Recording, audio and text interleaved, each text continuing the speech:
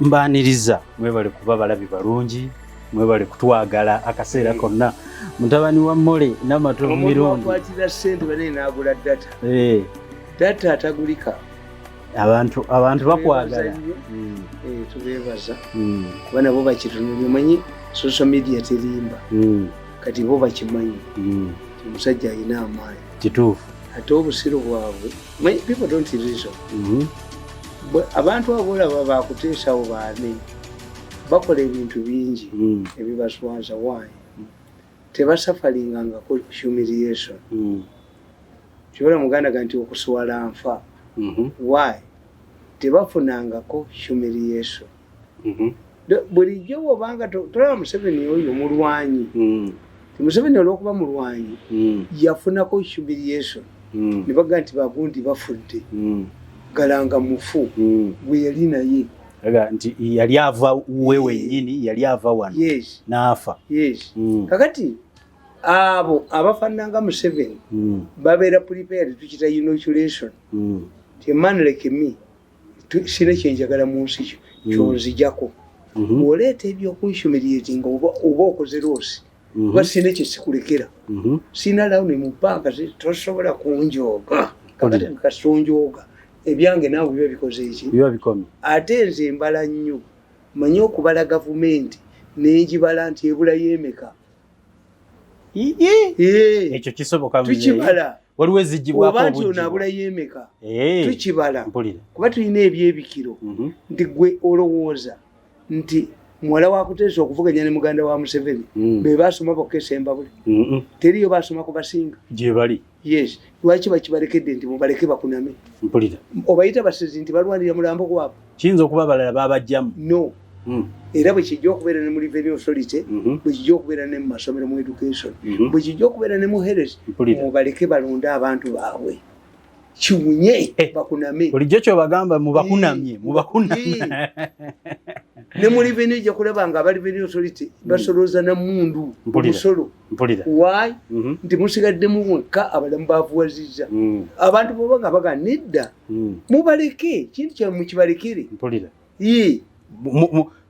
naye olowooza muzeeyi mu kukibalekera kitukitwalawo era tubanga babawadde nti bulye bulya zitegeeza kakati ffe kye tulina mu Uganda mbagamba nti mu mawanga gonna ekisuula gavumenti mukulembeze aba part of the mafia gang mu Uganda Museveni si part wa mafia ekyo tetukikakasa abantu bamulumiriza alina power naye tabajjaawo nabagamba nti ba munju kubanga omuntu w'omunju abaganda baganda nti kasobeza ng'omubbi wa waka kakati tugeze singa Museveni yakwata mukoddomi we namukuba mu kkomera afuna ki mukoddomi we era bajja kugamba nti babiyombedde mu buyombezi it is up to mukoddomi wa Museveni to know ti kyenkola nswaza sezaala wange kituufu kyobulaba nti abo abakulembeze bagenda ne balowooza nti buli muntu ajja kuwasa ewaabwe no buli muntu awasa wuwo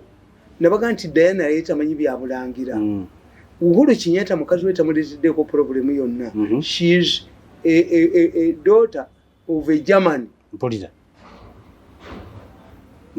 bamanya nti if you marry from an Islamic family gwe kwata omusajja omusiraamu awase omukazi ava mu famire y'abakatuliki ajja kwambala obukaayi akyuke kondakiti ye gye yakuliramu will always surface kati saawa eno muzeeyi ewaabwe mu famire eno mwemuli buli kabadi nti okukibalekera eri esembabule kyamaze kubeera mu violence y'amaanyi abantu bali ku bunkenke basanze nga sembabule nababuuzizza nti mumbuulire Luweero Museveni yali ayinayo ki what in my opinion I made a research why Museveni went to Luweero.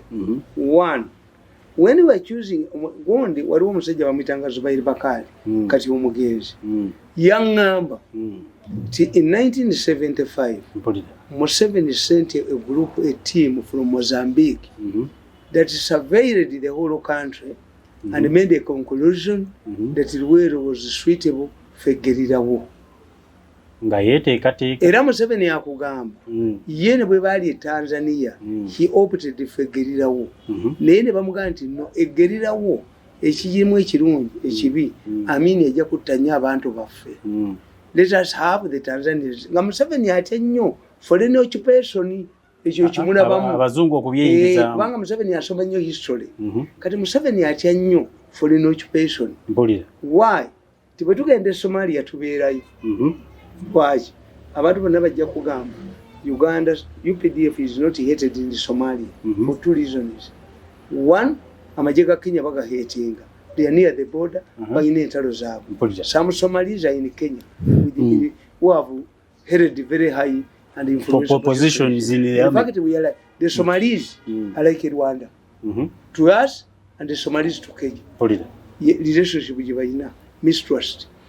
Kati amajje ga Uganda ekyokubiri UPDF Omusomali tokwana ku mukazi Musomali tosulayo atali Musomali abakongo twabajjayo nituwaleeta obukazi obukongo have you seen a soldier coming back with the Somali woman ne wano wenyini webali naye tebakwatwako yes ne mugwanga mwebali mu yes ekyokubiri Omusomali taliya mu Musomali munne lukwe ekyakubya Abamerika Falaya did bali bamuzinze mu kizimbe bakomando be battya ne badukayo Abamerika naye nga ate Omusomali taliya mu Musomali munne lukwe mpulira ekyokusatu ekiri e Somalia which Uganda has avoided Manda Chako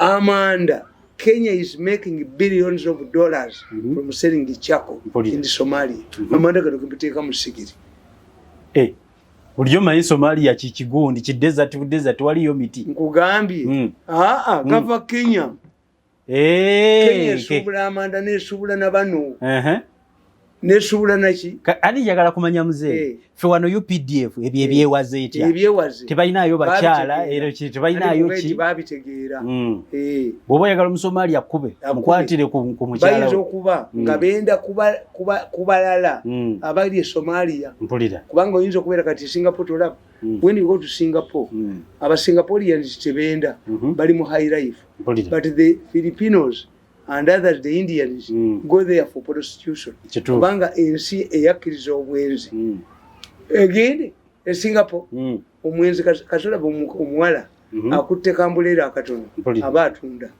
misana tuku era po e Singapore toyinza kupakwa ndio tambudde mnoga nti oyina hoteli yo gyopangisiza ojja kwebaka ssaawa 7 novaamu n'ebintu byo n'obitereka nezitandika okukola erundi otambudde amatelingiyo njagala kumanya muzeyi mirundi kakati nze nkubuulira nti in summary what I'm saying is simple we are nti nze nsobola okupredicting what will happen as many people didn't know nti Kutesa has fallen out with the president nze nali mmanyi nti Uncle Sam yaani buli tepu yaffe yonna gy'oli egitukuba kuyiza Uncle Sam nategeera nti bamaze okulwana ne Mwenda ye kyefuula balwana ne Mwenda n'abakolera gundi yaabwe ne bamubbako ssente Mwenda yali tayinza batakulosinga wa Museveni with all the wound naye kyasinza okunsanyusaamu nti Tango Doi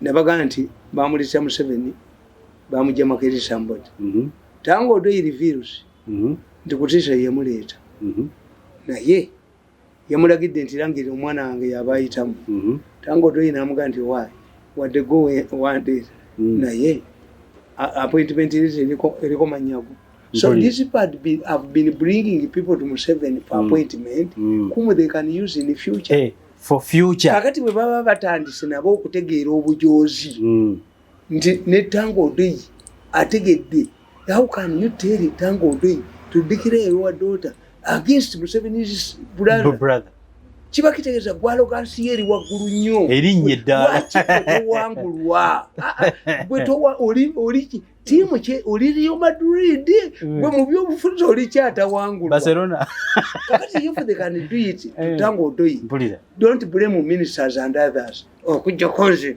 yabalema kwanza abo ne Bakutesa nakula nabo I want to tell you mu bantu bonna abali mu politics wa Uganda omuntu gwe saakolagana naye kiwanvu n'akatono ye Besigye. I've never had a chance of working with the Besigye. The rest I worked with them. Some people are advancing a plot to kill me. He has rejected the money.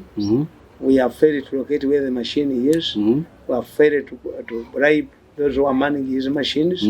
And the president has refused. Tebayinza kati kutta muntu n'omu. And they are fighting for their survival.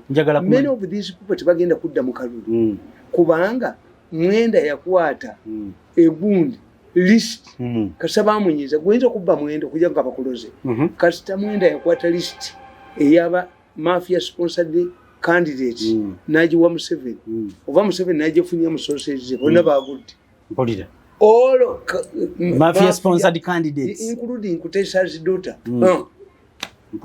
So tebasobola njagala kumanya how influential is that Kutesa to order someone that is Samoa owange babadde be baleeta abantu abo nga baba deployments ezenjawulo nateekawo omuntu enaakola ki obujo abanyampi bamala okujoga ne bakuteekawo ne bakulyoka bakujjawo bolutwala sente ne badduka kakati ekigendo bakuba ekigwa education yebatuddeko. Let the school go back. I'm telling you, the school, nobody, Museveni cannot solve this problem. I support Museveni. I'm not seeing him how to solve this problem. Why? He has 150 billion to help the students of UPE to be tested. About UPE, about the masomero. Yes. Kakati the problem is bana abasajja baleeta dda mwabawulidde nga boogera nga baba testing kits ezaabwe nti batesinga abaana booli sente bazibbe. Okitegedde kibaliko baleese ezaabwe esente za Museveni zeyataddewo. Sente za Museveni zeyataddewo baali baagala kuzibba amasomero gagulewo gaggalewo mu 3 weeks. Museveni sente n'aziremera gundi Kasayija n'azitya. Kasayija tasobola kulinnya mwadi bakwatambwa security ya America yola muyole ne Bahati munatumayo balala mujja kutumayo balala ono ye kakati Bahati ne Kasayija kati abo bafuse bameya ba Kampala wagendere yonna awonga tutambula bajja kutya okulinnya ate mukakanisiye mulwadde Kampala tali mulondo tulabana ali katulabe kakati ne Kidudu oyo Kidudu oyo ali mu energy naye tugenda mukolako naye bamuteekeko boycott nga talinya walala kwagala kubba $400 million naye tajja kulinnyayo webali mukwatira wonna ng'embwa bakomyawo balyoke bategeerera eddala tuyina amaanyi mu international community. Kidudu ayagala kuba yatutte n'omusango mu kkooti mbule yatesobo ekwale supervisory role omukazi ayitiridde kanaye bamukubiremu tajja kulinnyayo yadde Kenya okukwatira kitutwe bamuyoolereyo buli mubbi tujja mukolako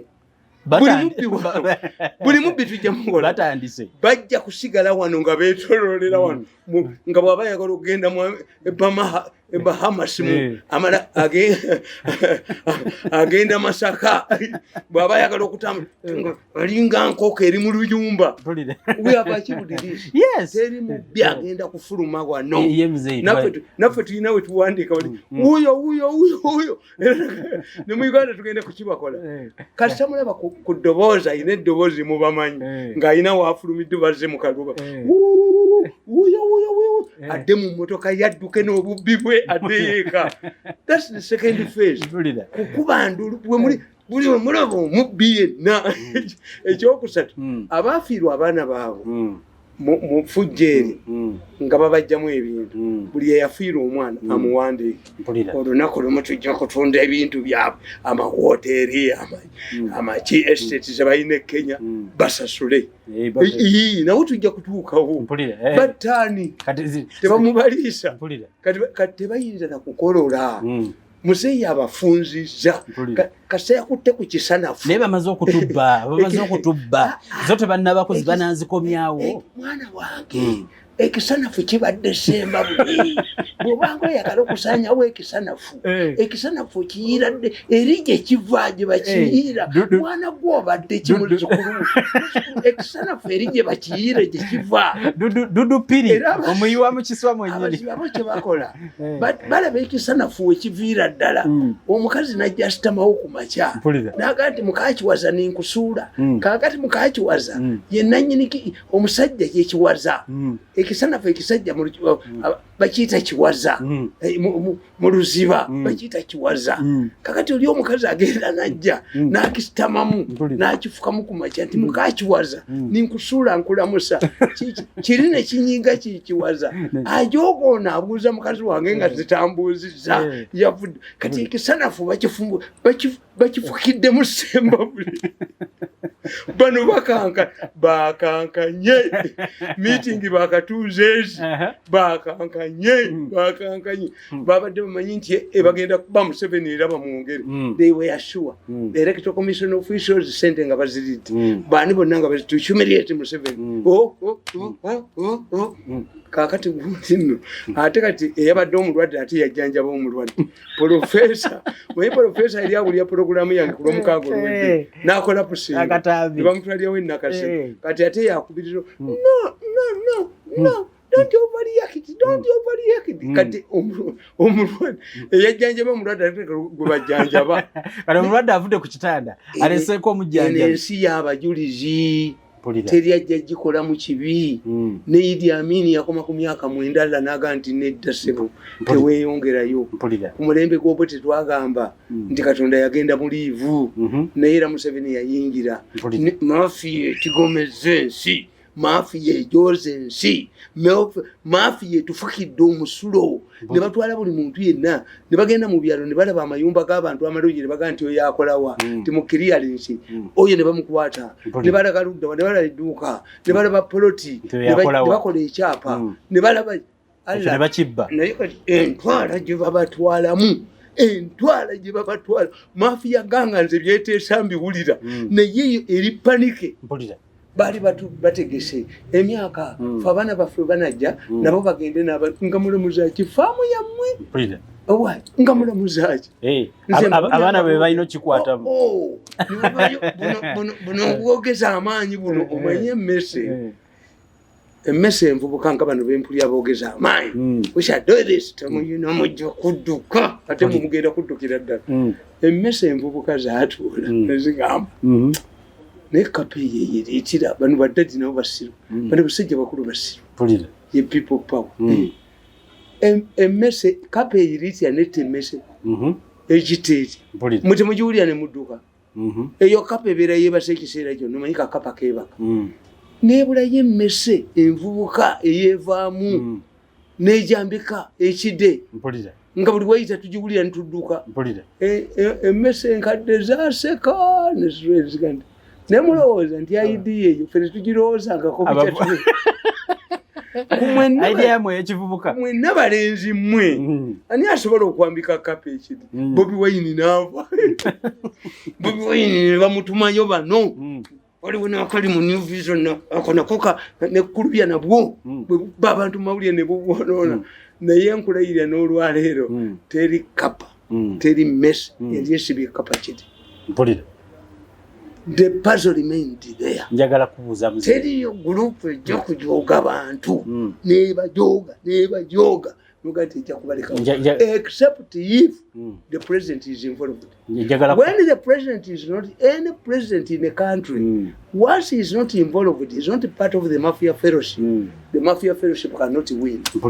Where the mafia fellowship thrives on public projects, no ba masanyalazi, $50 million, ne baleeta ebina nabyo obibbe, no ba sente za COVID, no take ettaka mu mmere, you cannot win.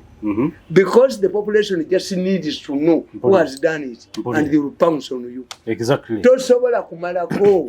Njagala kumanya muzeeyi. Kakati Yesodo ne Museveni bafunira muwa. Jasiti lwabadde lutalo lwatompangula mpangula abantu babe bagenda bafunira muwa. Museveni solving succession battle. Museveni has no alternative. He cannot go into exile. Museveni like Gaddafi can't be humiliated. Era Gaddafi yali tadduka mu ggwanga. No. Zuma yagezaako okugyayo Gaddafi. Gaddafi yali agenda waabwe gye bamuzaala. Mutuwaleke. Era yafa n'Omutuwaleke. A black one. Mutuwaleke. Gaddafi mama we Mutuwaleke. Yali addukira ku bukojjabwe. Era city yazimba ekibuga kyekizimba Tripoli. Gaddafi tebeeranga Tripoli. Kakati Mugabe ani yamuleetera obuzibu mukazi we kuvuma bako n'abako baayoola omuko ne bamutwala ne bamusiyaga obujozi ne bamugwamu. Ne wa Mugabe baaliyo, ne wa Mugabe baaliyo, ne wa Saddam baaliyo. Buli wamu babeerawo. Mubaamu omu ne yeefuula ow'ekitalo n'ajooga ensi yonna n'agifukira omusulo ne yeeteekawo nti agenda kusika. Omuko. Kakati president agenda kudduka. No. There's no reason why Museveni. I have helped him on one thing. As these people are heaping everything on him from sacrificing, Mirundi has come out strongly. Nimbaga nti bano be babikola. Babaali baagala kwe bateekewo. Naye nga bwe bateekawo ensi nga yamukyawa nnyo. Bannanga bwe bateekawo ensi yamukyawa. Omulenzi oyo ng'ensi yamukyawa muteekawo ensi gwe yagala. Naye ne muleetera ddala ensi gwe yakyawa.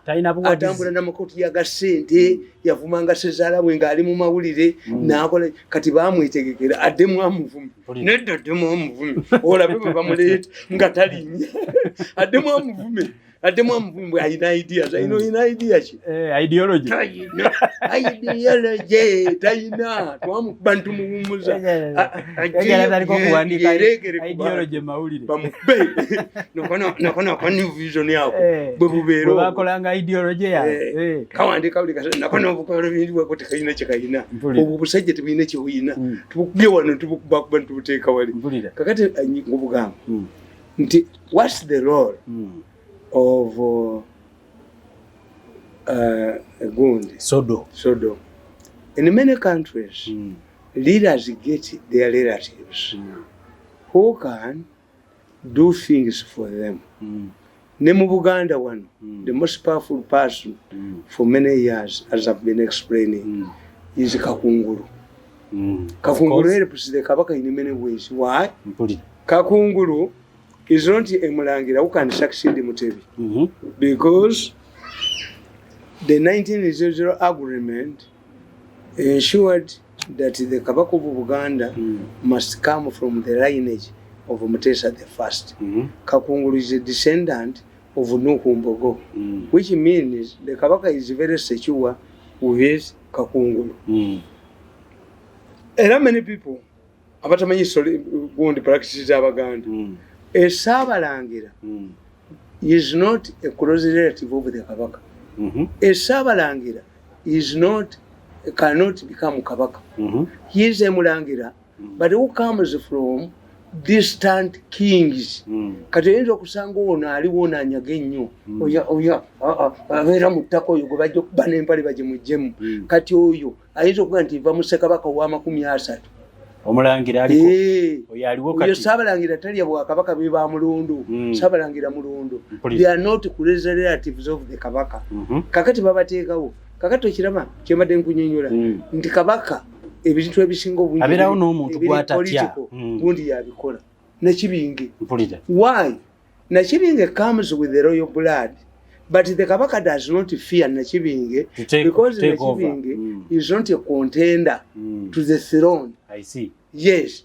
And because Nakibinge employee wa Kabaka nga Katikkiro is likely to tell the Kabaka the truth. I see. Kakati abeera naye. Kakati Kenya Moi bwe yajja mu buyinza yali ava mu katribe akasinga obutono Abakerenjini. Naye Moi balowooza nti munafu. Charles Njonjo yamuleeta nti ajja mujjawo. Moi n'abasajja amagezi n'abagamba nti nze ndi mu Nyayo philosophy. Nze ndi mu buufu bwa Kinyata. Nyayo. Okumanya Moi yazannya Abakikuyu. Ne sente za Kinyata zasigala zisatulatinga. Ne portrait ya Kinyata yasigalawo. It was later that he had consolidated himself. N'aleeta ne portrait ye. Jomo Kenyatta International Airport teyagikwatako. Yakola yiye. Moi Kenyatta University yagikwatako yakola Moi University. I see. Nebisigalawo. So you're trying to tell me Sodo ulira kakati Moi kye yakola najja afuna mukwano gwe enfe n'enfe Nicholas Biwott ng'abaana be tebannakula n'afuna ne muganda we nga gundi Sodo bwali nga bamuyita Makatu Makatu Kenya nga bamuyita Dr. Dawa. Why? Waliwo olunaku lumu omuntu omusobozi yali agala Moi nga aleme mulaba Makatu yagenda ku booth kuno omuntu w'essimu n'amukubira Moi n'agikwata y'essimu.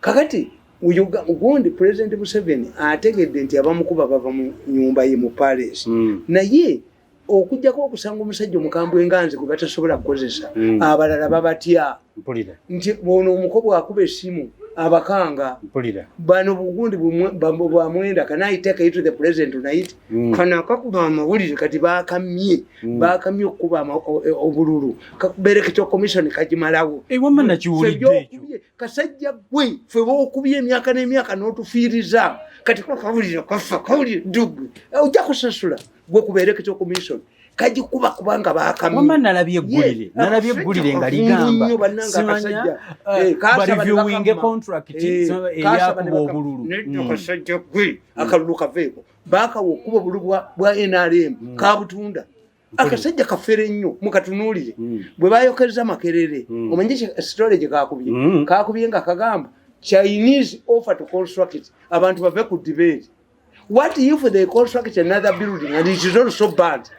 Tekagala kwogera ku akulu okulaba akasajjako banayi musomaga ati lwaki amawulire mugasomaga agakasajja kano mukajjukira nti omukazi oli bwe yafa omukazi ono gwe batta eyali niya akulu gwe mbagamba tawuliri akulu no nti the killers of Kagezi were not after her. Walabako omukumi wakula akuba essasi and Kagezi was looking for security ngamaze okulijjakitinga miliyoni 7 akasajja akera kakuba mu New Vision mbukalonkinze ensawo eyamba abaana baani ba Kagezi abantu bave ku naye bajja kukwata bakali olunaku lumule baleka kwata akasajja ako nekkulubya bajja kuddira omuntu bakuteeke muzindaalo bakuba kwogera abakakozesa bakuba ku muzindaalo kajja kwogera ku muzindaalo nga bakwogera abakakozesa bwesitole zaako zonna bwozitunuulira. Why don't you, a government newspaper, you cannot blame fire brigade? No. What you should do, the fire brigade failed to do its work.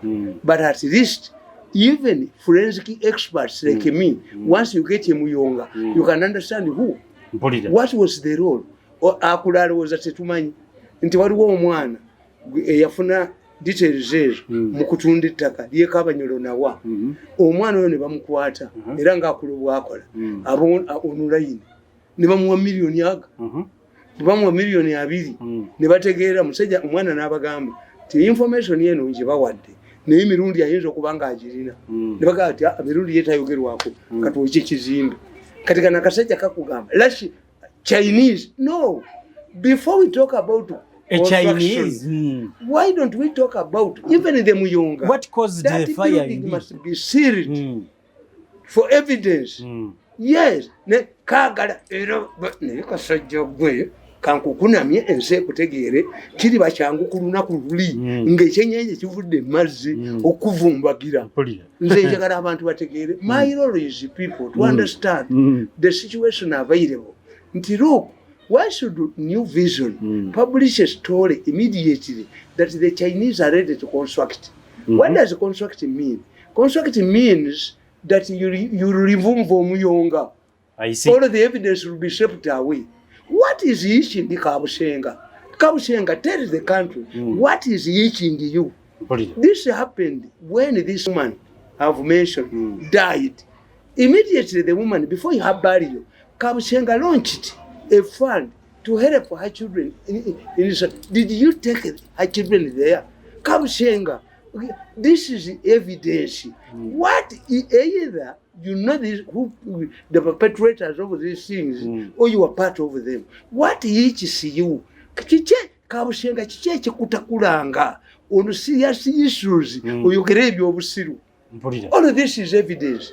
jakuba byandala arrest byandala editorial weeri ku luguudo lw'e Katosi olowooza Kabusenga oligenda ku faamu yo ekakiri oba ennanziga lwaki tetundibwa kubanga gwokola ebintu ebyo bali gitunda ne basasula abantu abo nga gwe wamaze dde okupasuka kulubya n'akuba Bugingo n'amukuba n'amwonoona kati what happened to Bugingo no njagala kumanya muzeeyi ebyo bye nalabye buzimanyi aba reviewing contract y'okuba obululu munyiivu nti teyagifunye bamumye yes because the president abagamba nti ababadde bakuba obululu babadde bawano all of these are fake companies I told you babadde base kituufu wakiwandiikako ne mu katabo nakisomako should I read it nkuleete akatabo ako okateekemu tulina okukateekamu akasajja kano nti ensi kafunzizza bajja kategeera okudde Sironko kali kwata aluwa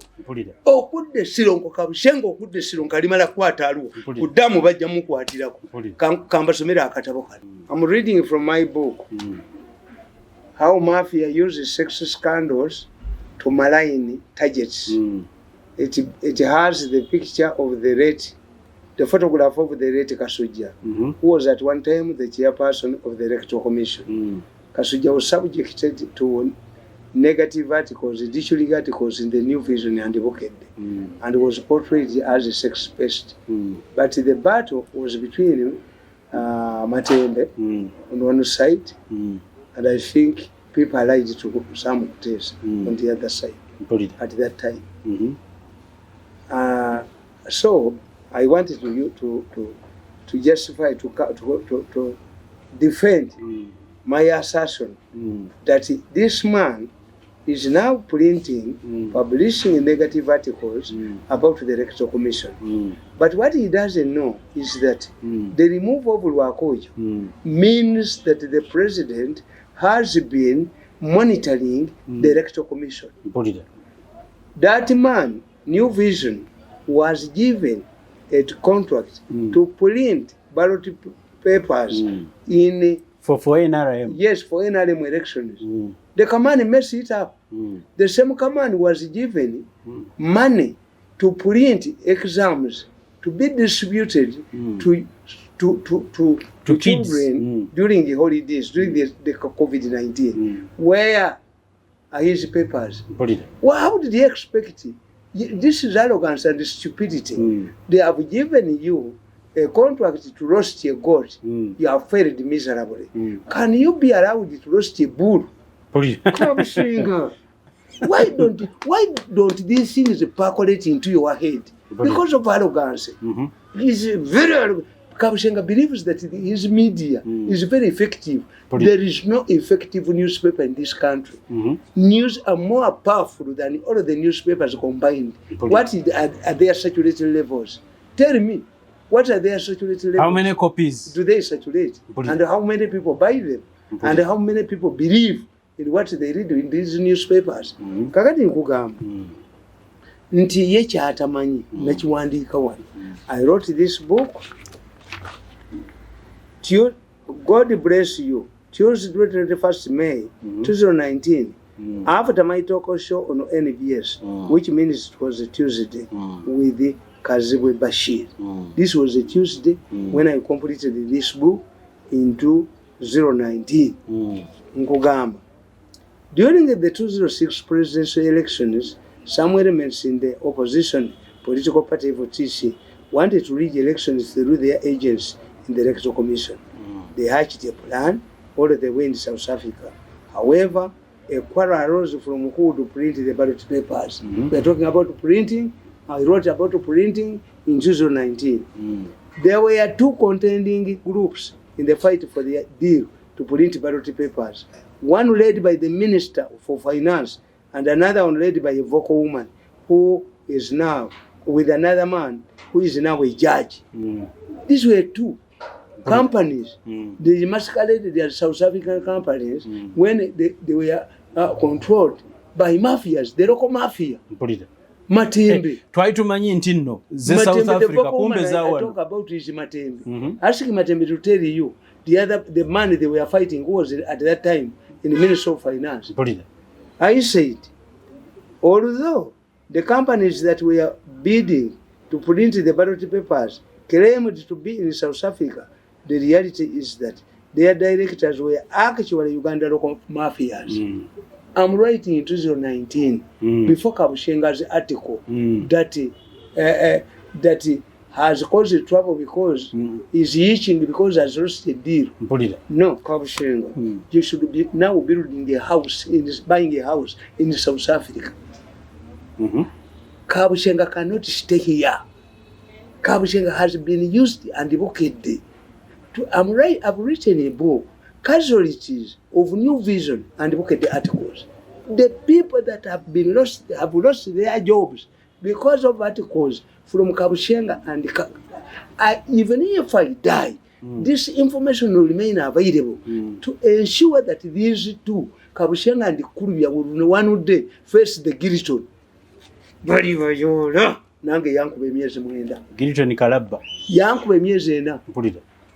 Bayise nyina bamukebera omutwe ekyagobeza mirundi ekyagobeza kakati nze gwankube emyezi ena ndi mu mwaka gwa 7 nga nkubattula ate tonyeka ne effect ngokola ko effect mutina baguba munene gutya buli mbazi gyogutemako gwenyenya Kabushenga ne Kurubya ne New Vision ne Bukedde and the media the vision media mbayina ko impact mbagina kuyimpa kuti seba tegere nti mwe muri ba mercenaries. Yes, kakati nkugamba nti as the two groups were salivating for this lucrative deal, the group led by the minister outsmarted their rivals. The minister used his influence in the Ministry of Finance and delayed the funds. The delay meant that the commission could not advertise for bids, which according to the law must be done in 90 days. Under such circumstances, the company that previously won the bid is considered. This is what the minister thought. Armed with this legal position, the chairman of the Electoral Commission, Aziz Kasujja, dispatched a team to South Africa, sealed the deal. However, the other group, led by the vocal woman, Matembe, and a man who later became a judge, used the High Gige's office and ordered the team sent by Kasujja back to Kampala, which they did. Unfortunately, the then Minister of Justice was a tough woman. When she was approached with a proposal to extend the election date, the woman rejected it, arguing that she could not amend the constitution to favor the interests of a few individuals. She also noted that the rivaling thieves never went to the bush. Hajati Mukwaya stood her ground. The impasse was solved by President Yoweri Museveni when he directed as follows. No need for constitutional amendments to extend the elections. The team should return to South Africa and print the ballot papers.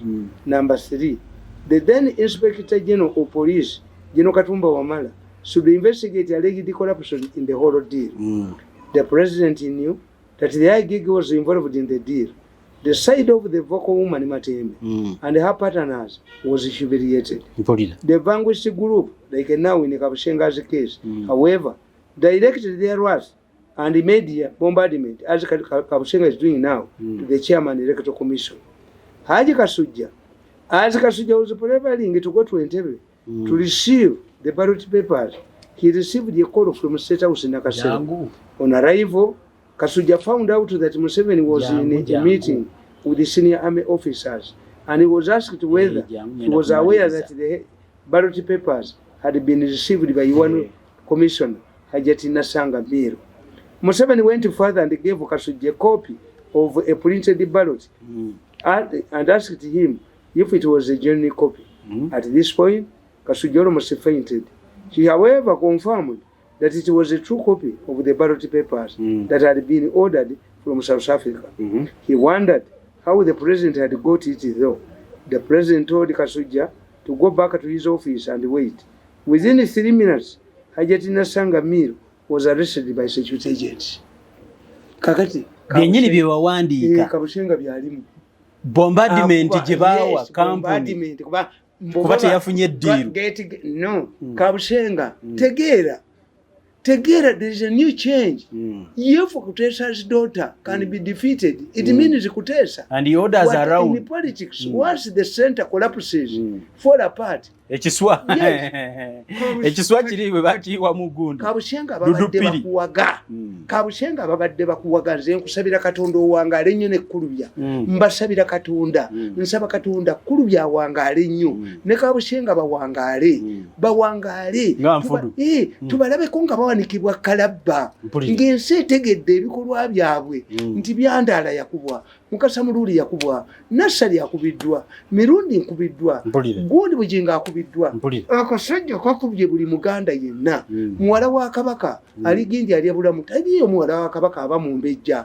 Akasajja bikomala okutujoga ne kaddukira Emmengo. Ne munne waako naye yennyini. Naye byasiba ne biragala. Naye ensi emunyize. Ate tekakyalabikayo kakamuwandikako sitole emmeka olumala okusuula omuntu nga kakyenkya. Abasajja bano ne bananzita naye tebasobola tebasigaza kantu nakamu wano kuba bamanyiddwa. Tumukunde yabagambye nti Tumukunde yabagambye nti do it and see. Obugalu bingi bwadduka tayinza kulwa tafuluma na wano kuba ataddukira muki. N'abaana bavuga helicopter tajja basa bamutamwana akikola yadduse dda tasobola kibeera wano bali kulese oyinza okulaba bwe badduka mafiya bwedduka they cannot think about it.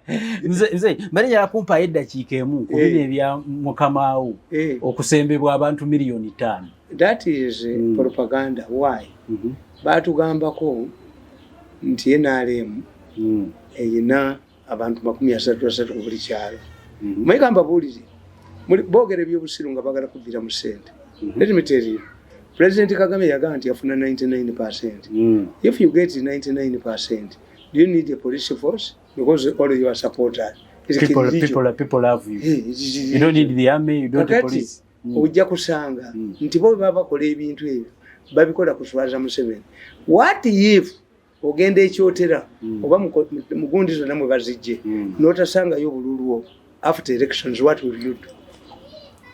Millions wayogeddeko otazisangayo bwe batalibaayo mu kalulu mpulira nga wabyogere nga nekanabala kubagamba nti mwe kyemutamanyi Bobi Wine kasita afulumya ababaka ba parliament n'afulumya bachairman bafayo nga tebajja mu ggwanga lyonna toyinza kuga nti aliwangula gavumenti. Why? Obuleenya ala ofune enswera kakati gwe bwe toyina mu ggwanga mwonna ng'osimbyewo abantu kite will campaign for you in those areas. I see. Kati eno mistake is it a miscalculated move? Nti bo banoonya kulya ssente. 2 abantu abo be bataddeyo twendoosi Museveni think nti bajja kufuna gye bujja. Fedwate wana abantu bali bababuze nze nateekayo n'erinnya lyange. I'm telling you, those people will demand money after the elections. It is a gimmick. That is a prediction. But it will backfire. Like all other mafia motivated to steal from Museveni. This one will also backfire. Is it a requirement? Nabagamba nti bwe kibanga ebijanjalo bw'obikuba n'obyaneka mu lujja bw'obikuba bye bivaamu. Abaganda baga nti akafenye ebbuga lya rabbishi. Yes. Besigye abawagizi be bateeka n'ebitiimi n'ebifaananyi bya Besigye ku waya z'amasannyalaze ne bagenda watatuukika. Yes. Naye ndababuuza singa ebivulu biyamba singa bagenda okwogereza bambala ekanzu baaliggyeyo batule baaligenze bwereere balage gye bagenza okuwasa nti bambavu. But they dress in a kanzu. So me I don't buy those things. Tebiri relevant. Just kukunamya. So many things that I intended to grab money. Kakati nolaba nti ate ye gundi dombo ataddewo program ofuno yetayina ssente kamba kube buli dombo kyonaleka kubanga mutuyita bakuzannya mulowooza nti fe tujja bakolyanga kubwereere kati dombo ayina gye yavudde n'amakutiya ge olwo ofuno tajja kwogera. Dombo bw'anaamala okujooga abantu yagenda azimba ennyumba lwojaziye negundi bo bakomewo babogerere mu bwavu. No, we are tired of being used. Everybody is tired of being used and dumped.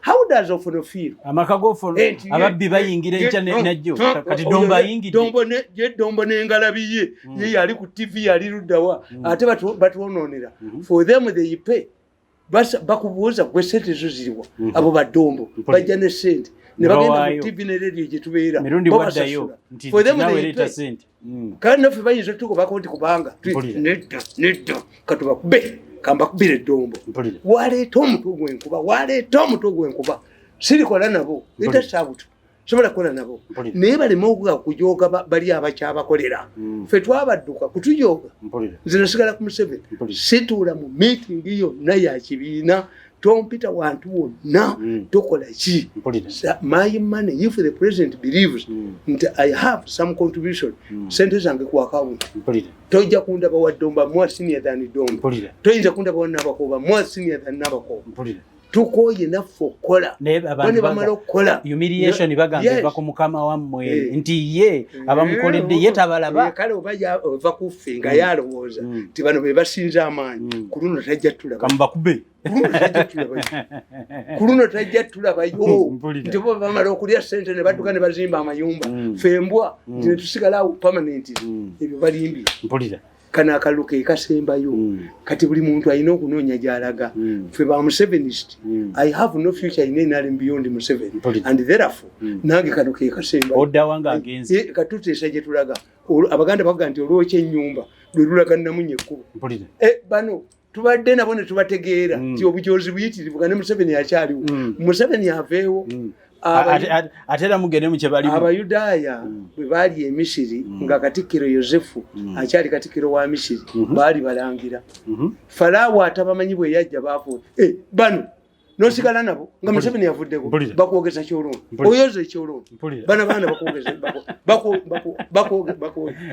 tuyina kutema butemi kubaddukako tebajja tulaba Museveni amalavaawo ayingirayo nosigala nabo oyinza okunza toyi bakutwala mu kidoli abaana bakutwala mu kidoli bajooga bajoozitabale mirundi senior yabaddewo olwaleero okubanga akatabo kayitibwa How Mafias Use Sex Scandals to Malign Targets akatambi k'okubanga ataasa Nakyobe naye muzeeyi mu katambi ako mulimu bano abavubuka abagamba nti emmotoka yokka gye batya okwambalira sikeeko akalimu ya kikoofi naye amaanyi bagajjawa bategeera kati kuba limu ali mulowooza mwali temutegeera kati after some event you can understand baali baani baleeta gundi bazoka bazijja after bino bi events bino tubadde tulaba mukana akaseera tulina okumanya wadde baali abakozesa ovola bamukomyawo tiafuta kakati Nakyobe bawe bamugobayo mu ministry ya health ne bamugobayo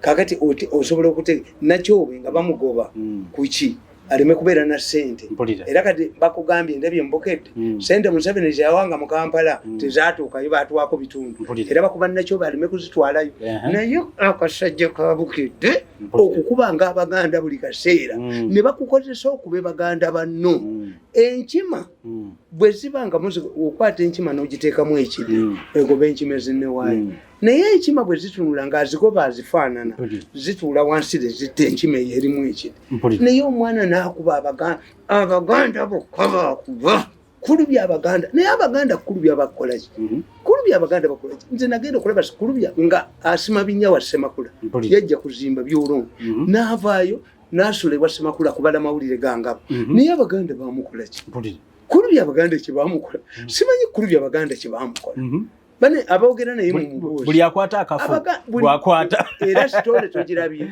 nti abaweebwa sente mu Kampala bagamba abawa kaafu kubanga sente endala zijja olwo abazigaba Nakyobe ne Kisanja baziwaaba naye muyina emitima emibi basajjamu muyina emitima emibi ffe twadduka akatambi ako kubanga muzeeyi akatambi kano akakomezzaawo kubanga muyinza okuba temwakategeera luli nabuuzanga mu buli obutambi bano abagamba nti kikoofira ikagwe tutya amaanyi bagajja kwani era nti abantu batandise okulaba era niyo abalimu buli abafendaani ate amanya gateekeremu ddala abantu bategeere nti oyo gundi kubanga nze mbategekera ne mbategeera embeera erimu nti era bukedde akubye olwaleero nti be baagabira sente mu Kampala ze baazifuna ani yazigaba Nakyobe era bamuliko era gwe baliko naye kulubya ensi eno omuganda kye yakola sikimanyi mpulira omuganda kye yakola kulubya owabukete sikimanyi nkyakibuuza banaye nammwe mukimubuuza nti abaganda bakola